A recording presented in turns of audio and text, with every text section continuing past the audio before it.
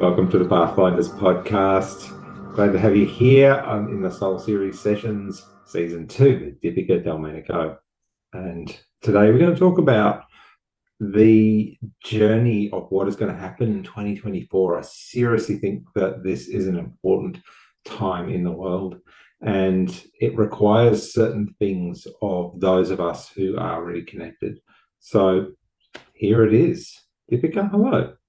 Hello, Mike. It's great to So be in glad to have you conversation here. with you again. And as I hear you speak these words, it's like, oh, yeah. If we think we know, we don't. If we think we don't know, we know more than we realize. Yeah, beautiful. So how do you know that you're being called? And really, what is that like? Like how do you know what is right and what is just the old news from the old mind? It's a great question, and I will attempt to be as succinct as I can in answering it. Yet I feel an illustration is required. So I read Pulse, and the language of Pulse, it's a beautiful art to master. It's a language of sensations. Yeah. And it's about placing your fingers on one's nadi, on one's pulse, and attuning to the story that's going on internally. And so it's kind of like tuning into the radio station that transmits what's alive right now. And the more you tune into it, the more you realize there's a real story going on that's wishing to be expressed. And with pulse reading, you come to learn and be able to interpret the language of the sensations that come up through the fingertips. And it's often very different to the language that we give lip to, the story that we give lip service to. Mm. So it's almost like it's a language that's aligned or not with words and thoughts and deeds and actions and all the higher faculties down to the grossest aspect of self. But ultimately, what underlies it all is this resonance.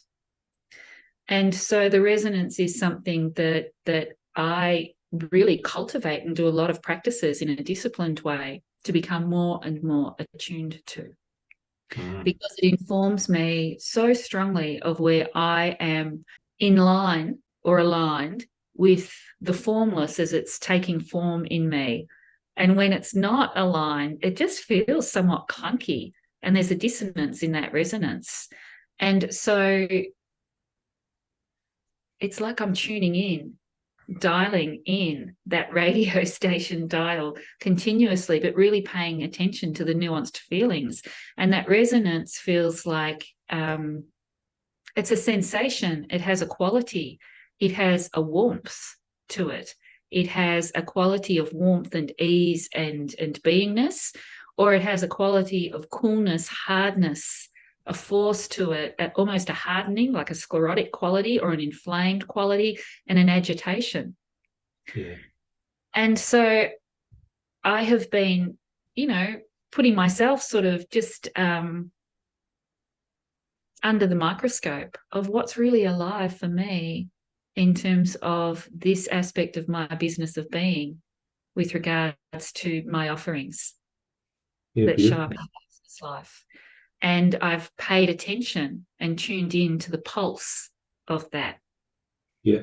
It's shown me that something is not in the dynamic relationship that affords me equipoise and equanimity. It's okay, but it's not really, it's kind of like in terms of creation, it's been created, it's sustained, and now it's in a stage of dissolution Yeah. because it's in a stage of transmuting into something else, which is a living dynamic of it's a dynamic of nature and all of life. So I can keep doing what I'm doing, but in doing that and the way I'm doing it, but I will be resisting the natural change and opportunity for growth and evolution and maturation, and that Mm. which I aspire to be, if I don't heed what I'm tuning into and sensing within myself. Yeah, beautiful. It's lovely. First of all, I want to mention that there's that I really understand the resonance factor, because there's consciousness work that I do with clients that is about finding that resonance and finding what it is that shows up in the body. Like if it shows up as illness or a pain here or something there, or an uncomfortable feeling, that we can really find out what it is that your consciousness is trying to tell you. And sometimes it's fine. It is as it is. You get the wisdom and you move on. And other times there's just miraculous healings that come when there's a resonance achieved by finding out what was uncomfortable and how to make that permanent change. So that's the first point. It's really interesting that you wanted to start there. But I also get that the sense of it in terms of creating business and creating work out there and that sort of thing. And this is what I love about talking to you about this, doing this kind of work, is that our business has to follow those natural patterns. It has to change into what is going to create resonance, so that we are in complete alignment with what it is that we are called to do. I've seen a few incidences this week, actually, of what happens when I'm out of alignment, what happens when people are completely out of alignment with what they're really called to do. And it is fascinating because it will show up in their life, it will show up in their body, it will show up in their uncomfortableness, their push to being human rather than soulful, spiritual, connected to that higher self. It's an amazing thing, and I think that this coming year, 2024, is going to be even more that we have to come into alignment with who we truly are, or it's all going to fall in a heap. Possibly, yes, because it's really about, and just following on from what you're saying, which I agree with wholeheartedly, it's about allowing ourselves to have a full sensory experience of that partiness that's already full, that's already whole. Yeah. And that's where we feel really human. That's where it's a joy to be human. And all the tough shit is still tough, but we're able to be with it in a far more efficient, effective way than if we're trying to grasp and grip and identify with the resonance and the qualities of that outside of ourselves. Yeah. Which is outside of us is always informing that which is inside of us. But everything that we have identified with, and perhaps in a way that's not as beneficial as it could be, is now very topsy-turvy and changing. So things that we may have taken for granted or thought that were very reliable, leaning into structures and systems outside of us, they're changing. They've had their phase of natural creation, sustenance, and now they're destabilized because that's the nature of it to be so until a new and higher nature can take form.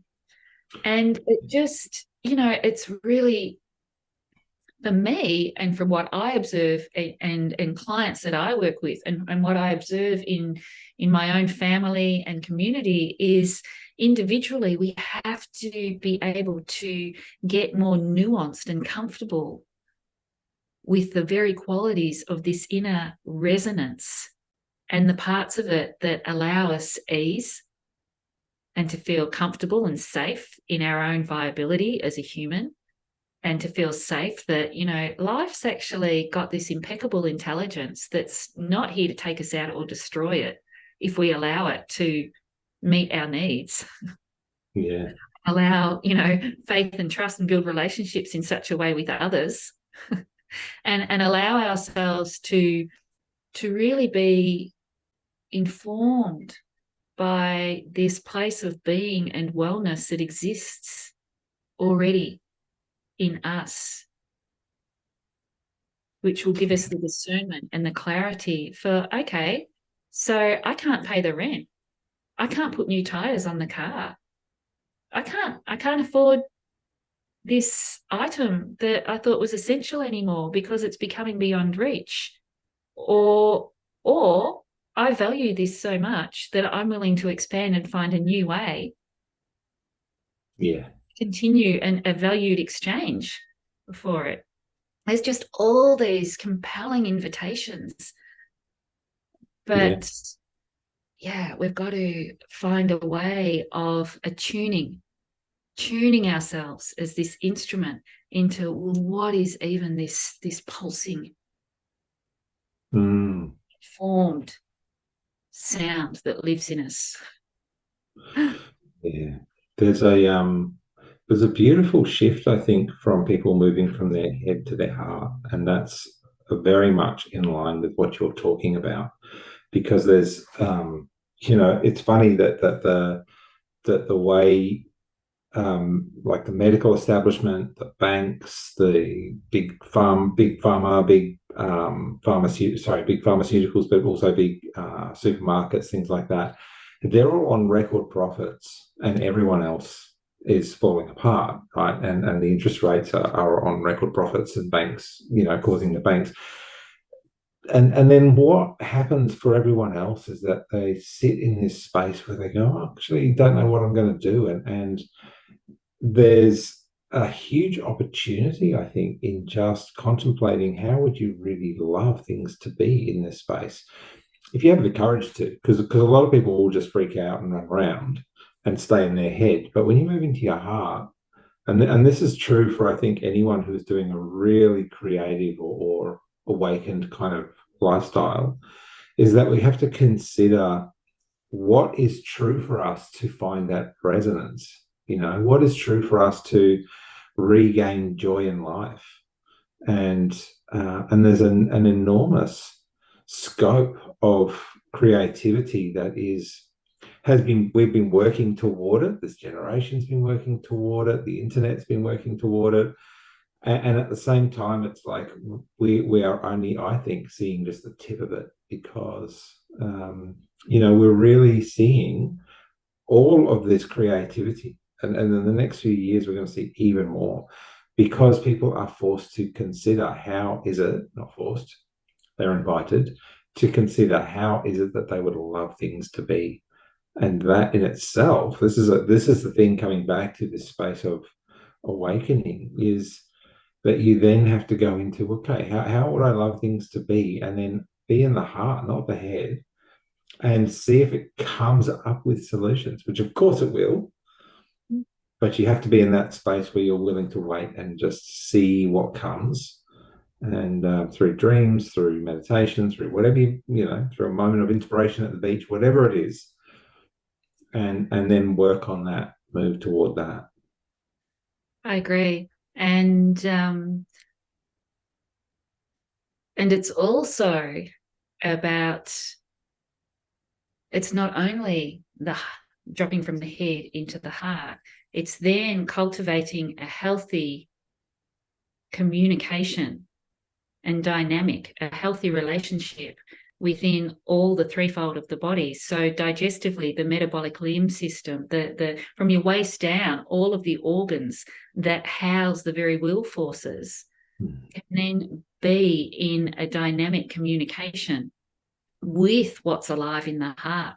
And then through the beingness instead of the thinkingness of life, which is so outdated and overvalued, then we can really use these faculties of thinking free them up to support us, to support what we love, to bring us the solutions and the little steps from moment to moment to take whatever's being asked of us, because we might have this, this beautiful full-bodied experience of, this is what I want in my life. This is what I want to create. Actually, I don't want to live in a massive home in a beautiful street where leaves don't fall, because, that wouldn't look impeccable. I want to live in a rustic cottage Yeah. where leaves and debris are on the ground everywhere, but that's okay because that's part of nature and that informs me about who I am, whatever it may be. But this is where the mind and thinking is a marvelous, brilliant tool, because then that will be used in the right way Yeah, to happen. Instead of sitting there stuck in this cast iron tower, not even ivory, cast iron from here up, like, life's really hard, life's really hard. Bank balance says the same, bank balance says the same, whatever it may be. Hard, hard, hard. Yeah, it's and when we're locked into that space, what we for the purposes of those who may not have encountered this idea before, we are essentially in the space of everything that we've learned is possible from the beginning of this life, like our childhood, particularly our childhood up to 3 or 4. Those beliefs inform people. They inform everyone, whether they're rich, poor, whatever it is, right? And moving from that space into the heart, and particularly, I think, moving from that space into the remembering of our consciousness beyond this life, that we really form a bridge. That we may have all heard this notion that we process something like 400 billion bits of information a second, but we're only consciously aware of 2,000 bits, and that's the 2,000 bits. Seriously, that's the perspective of the 2,000 bits that we hold. But when we move into that space of the heart, the rest is available too, and we get to move into a real awakening into, this is what I would love, regardless of whether I think it's possible. And then the brains, as a faithful servant, will find out how to do that, or will come up with thoughts about how to do that. But otherwise, it's a tyrant, a little half-pint tyrant running around going, how do I do this? How do I do that? As opposed to the faithful servant, which is what it's meant to be. And I think that's the shift that we get to make in this space if we're connected to who we truly are. Yeah. And it's really, unless we cultivate this right relationship with ourselves, then we're living in a very lopsided way, and we'll constantly have, whole health is not the absence of illness, but we'll constantly be in a state of discord, and we'll be faced with more and more physical disease and more physical expression of this intelligent energy that is not able to communicate and flow correctly in our being. It's trying, but it gets stuck here, and it's really, really stale. And the gremlins, as you described so beautifully, are running around. And so what you're describing as a way of living not only creates the experience of health, it does. It creates an experience and a possibility of health. Mm. And it also builds up our life forces, our etheric forces, that unless we live in this kind of right relationship with ourselves and with nature and with our own higher nature, depletes the etheric forces of the very heart. And what I mean by that is, we have to run the right fuel through ourselves to feel fully alive. And unless we're allowing ourselves to self-generate this right fuel, this beautiful life force, consciousness, vitality, prana, call it what you will, unless we're cultivating it regularly, we're trying to live from a state of being malnourished. Yeah. And we're permanently fatigued. And it's like we're living in a perpetual state of requiring to convalesce. But we can't even rest for a moment because our minds are just switched on. Our nervous systems are switched on. It's like the switch has been lodged into place, and we can't even drop into our parasympathetic Mm. nervous system where we rest and renew. And when we begin to do so, the downloads that you were describing, all these impulses, my suggestion is to, as I was always taught by my great teacher, Dr. Pankaj Naram, he always carried a little notebook with him. Had he been more tech savvy, or had it been, at the time he began doing this, he probably would have had a phone with him and ready to record all of the time. But he always 24/7, he went to bed with a little notebook and a pen beside him. He always had one in his pocket because he always captured those impulses when they dropped in. Because how often can you relate to, something drops in, it's so clear, it's the most viable solution to your challenge in the moment, or the most inspiring act of creation, or it's something that you would love, the joy, the bliss in the moment of receiving it. And 10 minutes later, it's like, oh, it's gone. Or I'll capture that when I finish doing what I'm doing. Yeah. You finish doing what you're doing, but the nature of the mind, which is activity, has moved on to the next and the next and the next. It's flitting around, and we lose it. Yeah. But these are, they're like golden nuggets dropping in. And so I always encourage people to have a pen and paper with them at all times, or a recording device that you can quickly capture things.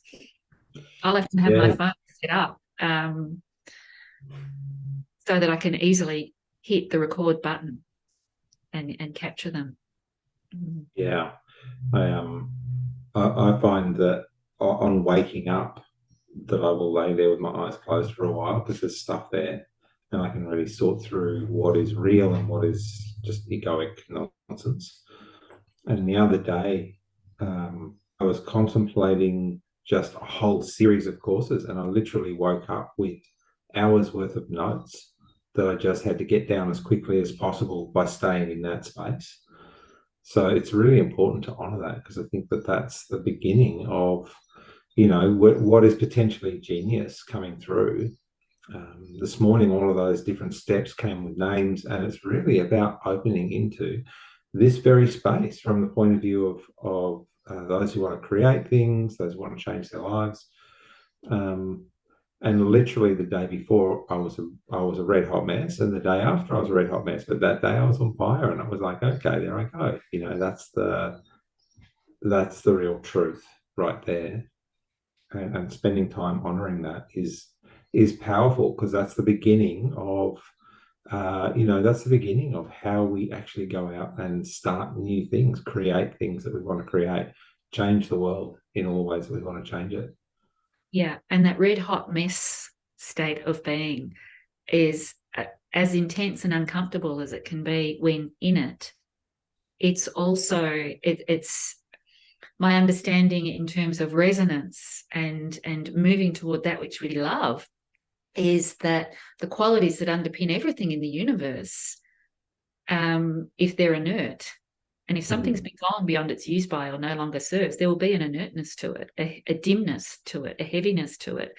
And so the only way to change that, it can't just, or it generally doesn't, because of the form that it has taken, transmute into the higher, into the light, into that which is divinely inspired, that we'd love to create and bring to be. There's an agitator along the way, so there is a friction, because something rajasic, and energy is agitating. It's like there's a little invisible jackhammer in there, or like a dental drill,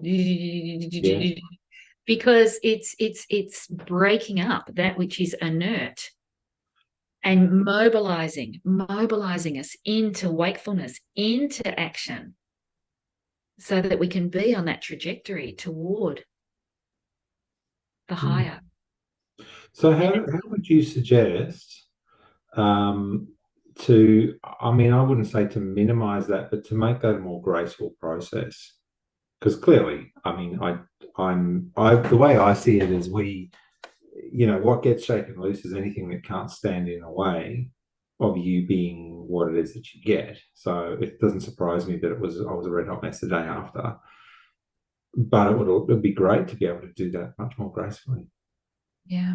And graceful is a beautiful word. Grace is a whole area that can be explored all of one's life.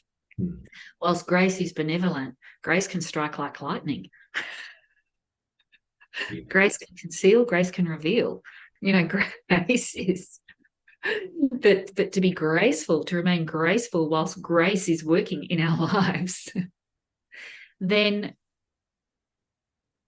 that's where the rubber hits the road, in terms of that's where discipline and vigilance in our own self-care practices really is put to the test, because it's so easy when we're uncomfortable to do things that numb us from the discomfort, give us instant gratification, ease the discomfort. Yeah. And because we're being so agitated, everything that we have become habituated to doing that reinforces that tamasic form in the first place, they're alive, like egoically. We're wanting to do them. We're wanting to do them. And so there are so many different ways that we can care for ourselves. But I think one of the best is to periodically relieve our body of the residual accumulated of living, so that we're continuously cleaning up our inner world, so that we're sonically cleaning the inner pathways, removing the inflammation and the agitation, removing it in our physicality. So we're cleansing, basically. Why do we cleanse? Some people cleanse because they want to lose a bit of weight. Some people cleanse because they want to look good in a bikini for the summer, or something. There's lots and lots of reasons. And that's true. That's a byproduct. And that's great. That's what you want. But ultimately, that's because you're removing the body of this accumulation that doesn't attune you to who you really are. And so we cleanse in order to be attuned to this very divine nature in the first place. And it removes the dimness, and it removes the excessive attachment. And it really does work on our resonance, so that when bigger beliefs and perceptions and definitions that are binding us to who we think we are being knocked up against, the membranes of them are being stretched, and we want to recoil and go in, and instead of letting the knocking pierce through, which will reveal whatever it is, grace will reveal what's on the other side. And often we're just so shit scared of what the ramifications of that change may be, because we don't know what it looks like. And so, yeah, it just becomes easier. Mm-hmm. It becomes easier. So I think cleansing periodically is a great thing. Just establishing a daily routine that keeps the movement pacified internally, the movement that governs everything and governs all energetic creative processes in our body. So that is as simple as routine and regularity. Yeah. Because we are musical beings, we're rhythmical beings. We have this pulsing resonance.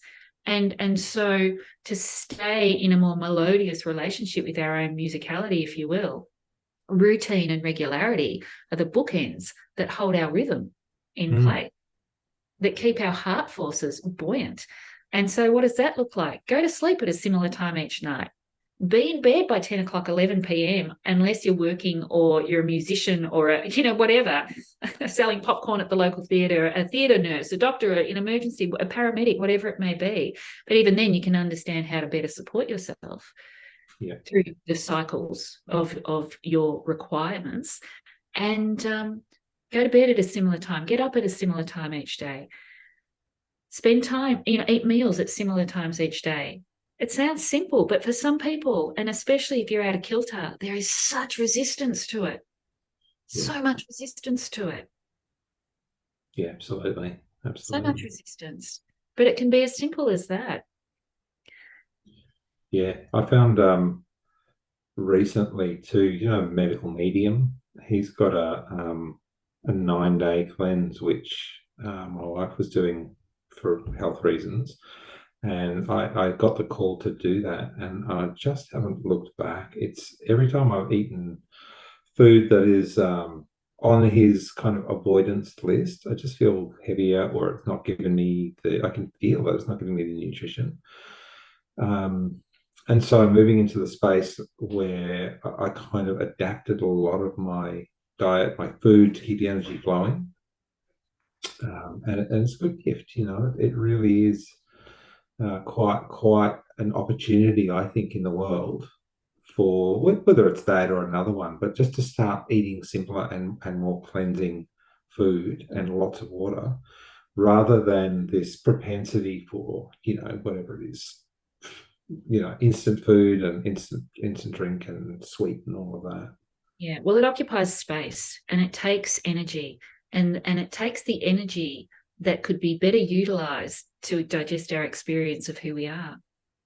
And we need space and digestive capacity to experience who we are. And then we do not accumulate so much junk, funk, sludge in all the channels of our being. And taking silence. If life's asking a lot of us, or if we're compelled to offer a lot to life, or where there's expectations and requirements in our and for all of us it waxes and wanes. Sometimes it's more than others. Some people are habituated to just go and do more, offer more. Constitutionally we're all different, but whatever your constitution, taking periods of silence when you've been busy or been in a lot of service, take silence. Yes. Because it just allows you to reattune to self, to come back into self, and to come back into in right relationship with this resonance that informs you. What now? What now? And in that silence, and it is the mind, or it is, the mind wants to be busy, but the mind can be then engaged with activity and relationship to something higher. Yeah. And it just allows us to get clearer and discern and ask ourselves, is that true? Is this true? Is that true? And so take periods of silence. And that may be, it doesn't mean go, if you can, fantastic, but it doesn't mean you have to go off to the forest and sit in a cave. It can be don't answer phone messages immediately. Put your phone on silence and get off devices for a day and just be with yourself. That is a beautiful place, I think, to end, because I think that's such a gift.